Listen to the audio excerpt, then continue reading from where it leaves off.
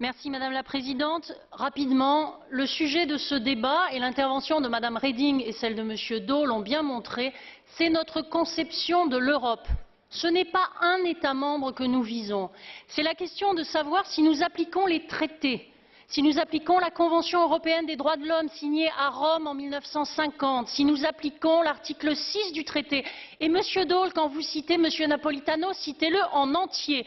Le président de la République italienne a indiqué qu'il existait des voies de droit et mentionné dans son intervention l'article 7 des traités. Cet article nous permet aujourd'hui, de manière légale, sans émotion, d'aborder la question de risque d'une violation des droits de l'homme dans un État membre. Aujourd'hui l'Italie, demain un autre. Dernière chose très importante, dans tous les pays du monde, les dictateurs et les gens qui veulent porter atteinte aux droits de l'homme s'abritent derrière la souveraineté.